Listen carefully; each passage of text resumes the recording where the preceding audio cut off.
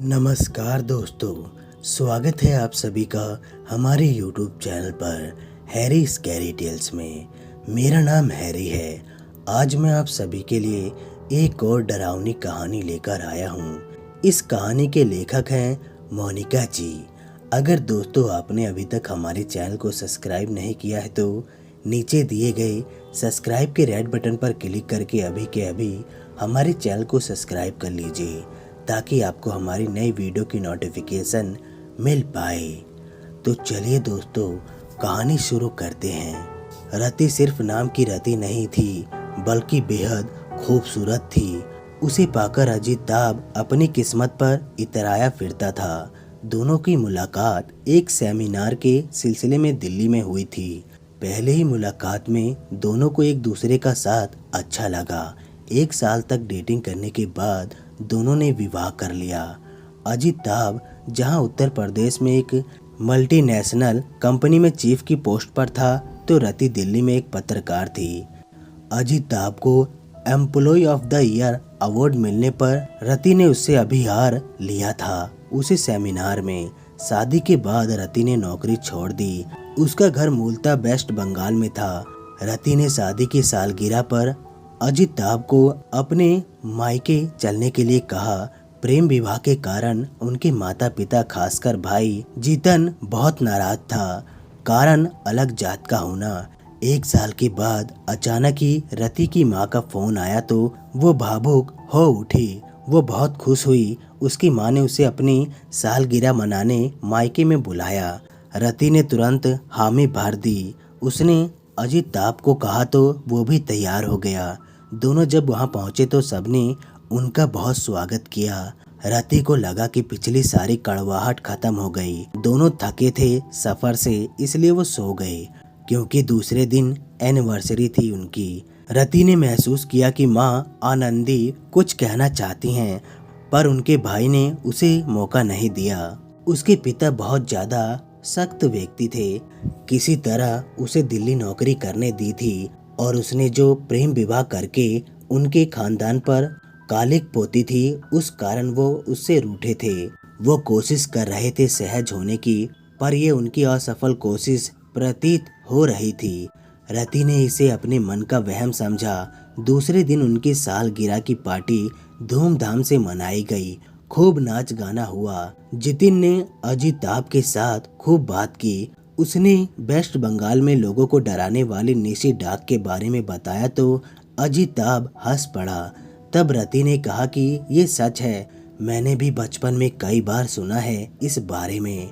कई लोगों की रहस्यमयी मौत हो चुकी है जो निशी डाक के द्वारा मानी जाती है। उसने अजिताभ को बताया कि रात को कई बार आवाज आती है हमारा नाम लेकर, तो 2 बार पुकारने पर नहीं सुनना चाहिए वरना वो मार देती है। तीसरी बार पुकारने पर वो नहीं मार पाती किसी शराब के कारण। कमाल है, तुम तो पत्रकार हो, ऐसी अंधविश्वास। I can't believe this. पर ये सच है यार, तुम मानो या ना मानो, बस करो अब तुम भी। रति चुप हो गई। तभी उसकी माँ ने उसे बुलाया तो वो चली गई। जितिन ने कहा, जीजा जी ये अंधविश्वास नहीं है पर ये आप नहीं समझेंगे। ओके ओके, मैं कुछ नहीं बोलना चाहता, अजिताभ ने सरेंडर करते हुए कहा। मेरा सिर थोड़ा घूम रहा है, लगता है कि ड्रिंक ज्यादा ले ली मैंने, थोड़ा आराम कर लेता हूँ। अजिताभ ने सिर पकड़ते हुए कहा, जीजा जी आप आराम करो, क्या मैं आपके साथ चलूं? नहीं, मैं चला जाऊंगा। अजिताभ सोने चला गया। रति को पता नहीं चला क्योंकि उसके पिता भी उससे बात करने लगे। इतने प्यार से बात करते देख खूब पुरानी बातें करने लगी। अजिताभ लेट गया। 5 मिनट बाद उसे लगा कि रति ने पुकारा, please Ajitabh help me. Ajitabh तुरंत उठा और दरवाजा खोल दिया पर बाहर कोई नहीं था। उसने आवाज लगाई पर पार्टी का शोर बहुत था। तभी उसे लगा कि गेट के बाहर कोई साड़ी पहने खड़ी है। ये रति वहाँ क्या कर रही है? रति रति, वो गला फाड़कर चिल्लाया पर वो साड़ी पहने चली गई। अजिताभ भी उसके पीछे दौड़ा। सिर बहुत घूम रहा था पर दिमाग में बस एक बात थी कि रति बाहर क्या कर रही है। गेट के कोने में 2 काली चमकदार आंख चमक रही थी और होठों पर मुस्कान। सारे मेहमान चले गए थे। अचानक रति को चक्कर सा आया। गिरने से पहले उसके पिता ने उसे थाम लिया। अरे रति, क्या हुआ? पिता ने चिंतित होकर पूछा। कुछ नहीं पापा, लगता है कि ज्यादा खा लिया मैंने, रति ने झूठ बोलते हुए कहा, क्योंकि वो प्रेग्नेंट थी। अभी वो उन्हें नहीं बताना चाहती थी। थोड़ा मन में झिझक रही थी कि वो जाने कैसे रिएक्ट करेंगे। कुछ दिन रहकर परख लूं, फिर बता दूंगी। ठीक है, तुम आराम करो, माँ ने कहा तो रति कमरे को चल पड़ी। देखना जीजा जी भी चले गए हैं आराम करने, जितिन ने पीछे से कहा। अच्छा, अभी नींद आ गई उन्हें? ये अजिताभ भी ना। जैसे ही रीति कमरे में पहुंची तो बिस्तर खाली पाया।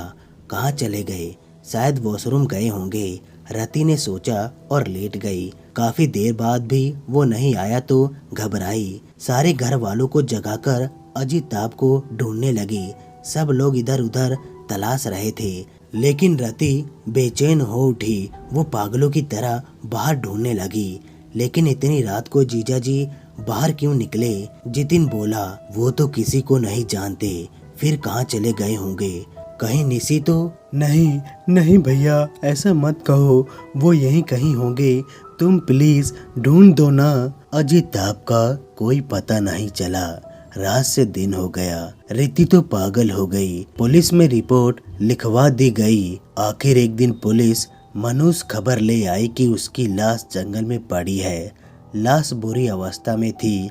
लगता था किसी ने नोचकर खाया है। आंखों में भय और हैरानी के मिश्रण चिन्ह थे। रीति बेहोश हो गई। पुलिस ने पोस्टमार्टम के बाद बॉडी को घर वालों को सौंपकर केस क्लोज कर दिया। सब सोचते थे कि निसी ने ही सब किया है। खुद रीति भी यही मानती थी। एक रात को उसने अपने भाई और पापा को धीमी स्वर में कहते सुना, शुक्र है हम पर शक नहीं आया। सारा शक उस निसी की झूठी कहानी पर गया। वो क्या समझता था, गैर बिरादरी का होने पर भी हम उसे स्वीकार कर लेंगे। घर बुलाने का प्लान ही यही था कि उसको जिंदा यहाँ से जाने नहीं देंगे, और हम कामयाब भी हुए। रीति जो पहले ही अजिताभ को खोकर पागल हो चुकी थी, ये सुनकर कांप उठी और गुस्से में उनके पास जाकर जितेन को थप्पड़ मार दिया। कमीने, तूने मेरे पति को मार दिया, क्या बिगाड़ा था तेरा उन्होंने? जितेन चौंक कर मुस्कुराया। अच्छा हुआ तुझे पता चल गया, मैं पुलिस को सब बता दूंगी। भाई और पिता ने आंखों में इशारा किया और रीति को पकड़कर जितेन गला दबाने लगा। माँ, तभी माँ भी आ गई। छोड़ दो मेरी बेटी को जालिमों, तुम्हारा बदला पूरा हो गया है तो इसे क्यों मार रहे हो? इसे छोड़ दो। इसे छोड़ दिया तो पुलिस को सब बता देगी, इसे मरना होगा। पिताजी, माँ को लेकर जाइए। माँ बहुत रोई, बहुत गिड़गिड़ाने लगी, पर जितेन ने रीति को मार डाला। माँ सदमे से बेहोश हो गई। दोनों बाप बेटे ने रीति की लाश को पुराने कुएं में डाल दिया जो सूखा था। इस तरह दोनों की प्रेम कहानी का अंत हुआ। कुछ दिन के बाद जितेन रात को खूब शराब पीकर बेहोश पड़ा था कि उसे पिता की आवाज सुनाई दी, जितेन, आओ जितेन। ये पिता भी ना खुद से चैन से सोता है, ना मुझे सोने देता है। बड़बड़ाकर जितेन बोलकर उठा और दरवाजा खोलकर बाहर आ गया। बाहर एक औरत बिखरे बालों वाली लाल साड़ी में खड़ी थी, जिसका मुंह नहीं दिख रहा था। कौन हो तुम? मैं निसी हूँ, अब मरने के लिए तैयार हो जा। हा हा हा। लेकिन ये नहीं हो सकता, निसी नहीं होती, वो तो झूठ कहा था हमने। निसी नहीं तो रीति तो होती है ना, कहकर उस औरत ने अपना चेहरा दिखाया तो जितेन की चीख निकल गई। रीति, तुम तो मर गई थी ना? हाँ, मर गई थी, पर मेरे जन्म को भी नहीं छोड़ा तुम जालिमों ने, इसलिए निसी बनकर आई हूँ। अब तुम्हें मरना होगा। जितेन ने भागने की कोशिश की, पर पैर जमीन से चिपक गए। रीति उसे घसीटकर जंगल ले गई। कहा था ना, रात को 2 बार पुकारने पर निसी आ जाती है, फिर क्यों बाहर आया?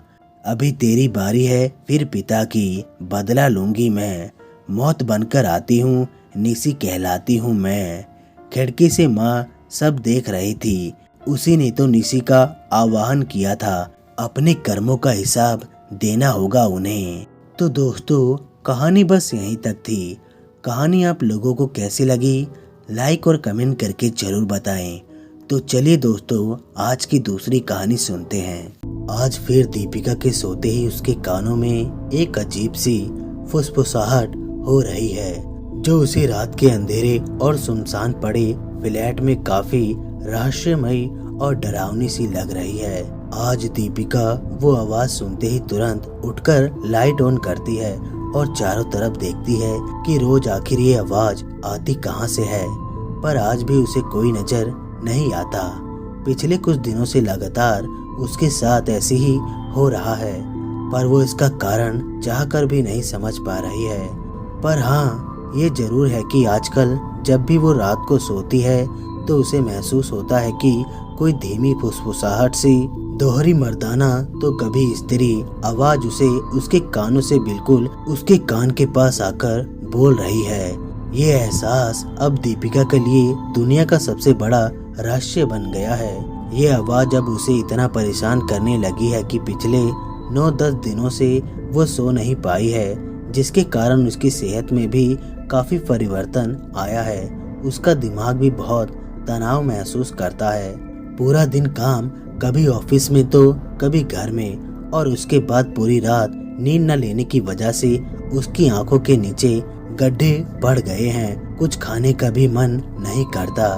पिछले कुछ दिनों से उसने अपने मंगेतर आयुष से भी ठीक से बात नहीं की है, जबकि पहले जब कभी आयुष घर से बाहर गया होता था वो बार बार उसे फोन करती थी, पर आजकल उसका मन ही नहीं कर रहा उससे बात करने का, और कभी कभी तो उसे लगता कि वो अपनी मंगनी ही तोड़ दे।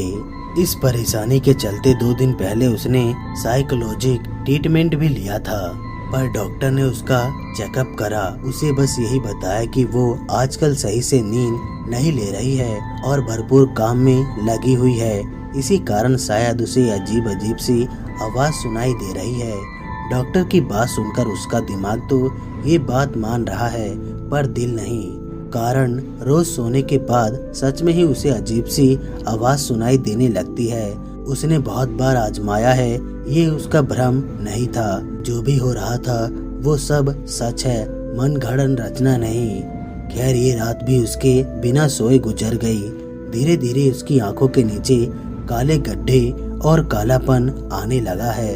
हो भी क्यों ना, पिछले लगभग 8-9 दिन से वो लगातार सो जो नहीं पाई थी। दूसरी सुबह, आज सुबह से उसके मन में एक अजीब सी घबराहट हो रही थी। पहले तो उसे फुल मन की रात बहुत पसंद थी, पर आज ना जाने क्यों उसे घर में घुटन सी हो रही है। अरे आज तो उसे हमेशा की तरह उस खूबसूरत रात की दूधिया रोशनी में नहाना, चांद को देखने के लिए रात का होना भी इंतजार नहीं है। आज वो घर पर ही है, ऑफिस का काम कर रही है, पर उसमें भी उसका मन नहीं लग रहा। फिर उसने सोचा कि क्यों ना आज एक बार मंदिर जाकर भगवान के दर्शन करे जाए, शायद कुछ परिवर्तन महसूस हो। ये सोच वो घर से 1 किलोमीटर दूर देवी के मंदिर दर्शन करने चली जाती है। मंदिर में दर्शन करने के बाद भी वो लगभग आधे घंटे मंदिर की सीढ़ियों पर ही बैठी रहती है। वहाँ बैठकर कुछ देर के लिए थोड़ी शांति मिलती है, और वो वहाँ पिछले कुछ दिनों से उसके साथ घटी घटनाओं के बारे में गहराई से सोचने लगती है। ना जाने क्यों पिछले 8-9 दिनों से ही उसके साथ ये घटना घट रही थी। पहले भी तो वो अपने घर में अकेले ही रहती थी, पर आज तक उसके साथ कभी ऐसा तो नहीं हुआ था। इतने में वो अपनी घड़ी देखती है और घर जाने की इच्छा के बाद भी समय ज्यादा होने के कारण वो अपने स्थान से उठकर घर की ओर बढ़ जाती है। वो उठकर जा ही रही होती है कि इतने में अचानक उसे पीछे से कोई महिला आवाज देती है, ठहरो लड़की। उनकी आवाज सुनकर दीपिका थोड़ी हैरान होती है, क्योंकि वो वहाँ किसी को जानती नहीं थी, पर फिर भी वो वहीं रुक जाती है और उसकी तरफ देखती है। वो स्त्री सर से लेकर पांव तक एक नारंगी कलर का चोंगा सा कुछ पहना होता है। गले में बहुत सारी रुद्राक्ष की माला पड़ी है, माथे में लंबा सा टीका। सुंदरता के नाम पर उन्होंने कुछ भी इस्तेमाल नहीं किया था, पर ना जाने क्यों फिर भी उस स्त्री में गजब की सुंदरता थी। अचानक से उन्हें देखकर तो दीपिका उन्हें देखती ही रह जाती है। वो काफी सुंदर होती हैं। इतने में वो स्त्री चलकर उसके पास आती है और कहती है, बच्ची, क्या तुम्हें कोई परेशानी है? ये सुनते ही दीपिका का दिल करता है कि वो अपने साथ घटने वाली सारी घटना उनके सामने खोलकर रख दे, पर अचानक उसका दिमाग उसे कहता है कि दीपिका, आजकल ढोंगियों की कमी नहीं है, क्या पता कहीं ये कोई बहुत बड़ी ठगी निकले और कुछ पागल बना दे तो। ये सोचकर वो उनकी ओर देखकर केवल हाथ जोड़ देती है और नामे सिर हिलाकर आगे बढ़ जाती है। इतने में स्त्री उसे जाते हुए देखकर पीछे से कहती है, समय रहते उसकी क्रिया करवा दे तो, नहीं तो उसी में कैद होकर रह जाओगी। अधिक समय नहीं है, आज रात, पूनम की रात वो बहुत शक्तिशाली हो जाएगा, फिर कोई उपाय नहीं बचेगा। ये सुनते ही अचानक दीपिका के दिल को एक झटका सा लगता है और वहीं रुक जाती है और तुरंत पीछे मुड़ती है। थोड़ी देर बाद दीपिका उस स्त्री को लेकर अपने घर जाती है। वहां आते ही वो स्त्री हाथ में रुद्राक्ष की माला लटकाए अजीब से मंत्र चरण के साथ घर की हर वस्तु को छू छू कर देखने लगती है। इधर दीपिका सादे भाव के साथ चुपचाप एक कोने में खड़ी रहती है, जैसे आज सच में इतने दिनों बाद उसे लग रहा था कि अब उसकी परेशानी खत्म हो जाएगी। कारण उस स्त्री के उसके घर आते ही उसका इतने दिनों से बिना नींद और बिना चैन के तनावपूर्ण दिमाग भी काफी शांत सा महसूस करता है कि इतने में अचानक उस स्त्री के हाथ उसके कंप्यूटर के कीबोर्ड पर पड़ता है, तो वो झट से अपना हाथ पीछे खींच लेती है, जैसे कि उनके हाथ में कोई झटका सा लगा हो। ये देखकर दीपिका भी बहुत हैरान होती है और वो उनके पास जाकर कहती है, क्या हुआ? इतने में वो स्त्री उसकी ओर देखकर कहती है, ये कहाँ से लेकर आई है तू दीपिका? दीपिका कहती है, अरे ये तो कुछ दिन पहले मेरी एक सहेली ने मुझे दिया है, क्योंकि मेरा कीबोर्ड खराब हो गया था और मुझे ऑफिस के काम के लिए इसकी बहुत अधिक आवश्यकता थी। वो स्त्री कहती है, कौन है वो कन्या जिसने तुझे ये कीबोर्ड दिया है? दीपिका बोली, वो मेरी ऑफिस की एक फ्रेंड है, मुझे इसकी जरूरत थी तो उसने दे दिया। वो स्त्री बोली, उसने तुझे केवल यही नहीं दिया है, उसके साथ कुछ और भी दिया है। पहले ये बता कि क्या कभी उस कन्या के साथ तेरी कोई लड़ाई या संबंध में कोई खटास थी? दीपिका ये सुनते ही उसके चेहरे का भाव बदल जाता है। वो हैरानी से पूछती है, आपको कैसे पता? दरअसल जिस लड़के को वो पसंद करती थी वो लड़का उसे नहीं मुझे पसंद करता था और अगले 6 महीने बाद उस लड़के से मेरी शादी होने वाली है। फिलहाल वो लड़का यहाँ पर नहीं है, कहीं बाहर गया है। उनका नाम आयुष है। वैसे सच कहूँ तो पहले तो मुझे भी महसूस होता था कि वो मुझसे इस बात के लिए बहुत नाराज थी, पर उसके बाद अचानक से सब कुछ ठीक हो गया और वो भी पहले की तरह मेरी अच्छी दोस्त बन गई। वो स्त्री बोली, क्या तेरा कंप्यूटर वो भी इस्तेमाल किया करती थी? मतलब कभी तेरे न होने में? दीपिका हैरानी से, जी हाँ, जब वो चाहे। वो स्त्री बोली, तो सुन, तेरे कीबोर्ड खराब नहीं हुआ था, उसे खराब किया गया है। दीपिका के ये सुनते ही उसके पैरों से जमीन खिसक जाती है और वो हैरानी से पूछती है, क्यों? वो स्त्री बोली, ताकि वो तुझे तेरे कीबोर्ड के बदले ये दे सके। दीपिका बोली, जी मैं कुछ समझी नहीं। वो स्त्री बोली, उसकी ओर गहरी नजर से देखते हुए, भयंकर काला जादू और मंत्र बाधक के साथ अभिमंत्रित किया गया है। इस सामान्य कीबोर्ड को तेरे हित के लिए दुष्ट आत्मा का वास कराया गया है इसमें, क्योंकि तू इस वस्तु को रोज इस्तेमाल करती है और ये वस्तु जितना तेरे करीब रहे, इसके भीतर की बुरी शक्तियाँ उतनी अधिक और सक्रिय होती जा रही हैं और दिन बे दिन तुझ पर हावी हो रही हैं। और एक दिन ये तुझे ही। वो बोलते बोलते रुक जाती है। दीपिका बोली, जी मैं ये सब नहीं मानती, ये कैसे हो सकता है? मेरी दोस्त ऐसा नहीं कर सकती। वो स्त्री बोली, तो फिर ये बात कि तेरे साथ ये घटना कब से हो रही है?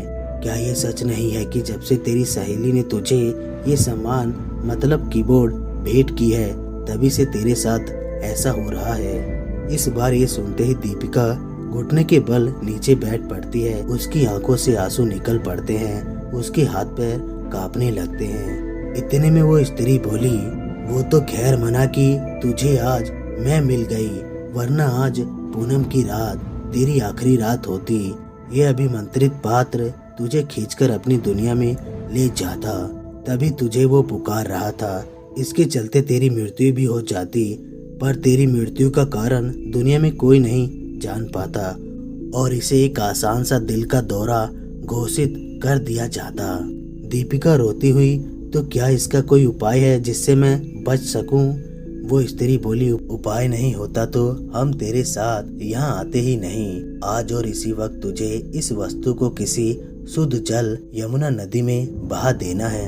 हम इसे मंत्र से बांध चुके हैं और इसके बाद हम पूरी रात तेरे घर में रहकर ग्रह शांति यज्ञ करना होगा। सुबह तक सब सही हो जाएगा। दूसरे दिन के 12 बजे तक दीपिका गहरी नींद में सो रही है। उसे बहुत दिनों बाद नींद आई थी। वो रहस्यमय स्त्री जो उसके लिए देवी माँ से कम नहीं थी, वो अपना काम करके उसे बिना बताए ही वहाँ से चली जाती है। वो गहरी नींद में सो रही होती है जब अचानक उसका फोन बजता है। फोन पर उसे उसका ही ऑफिस का एक फ्रेंड होता है और वो जो कहता है वो सुनकर दीपिका के होश ही उड़ जाते हैं। वो कहता है, अरे दीपिका तू कहाँ है? पता है तेरी दोस्त ज्योति हार्ट अटैक से चल बसी है। ये सुनते ही दीपिका के हाथ पैर फूल जाते हैं और वो सोचती है कि आज अगर वो स्त्री उसके जीवन में नहीं आई होती तो ज्योति की जगह पर उसके ऑफिस के दोस्त उसके बारे में किसी और को ये दुखद सूचना दे रहे होते। ये सोचते ही उसका मन नफरत से भर उठता है और वो ज्योति की मौत की बात भूलकर तुरंत अपने मंगेतर को फोन लगाती है और उसके साथ अपने भविष्य के सुनहरे सपने बनाने में लग जाती है। तो दोस्तों, कहानी बस यहीं तक थी। कहानी आप लोगों को कैसी लगी लाइक और कमेंट करके जरूर बताएं और साथ में हमारे चैनल को भी सब्सक्राइब कर लें।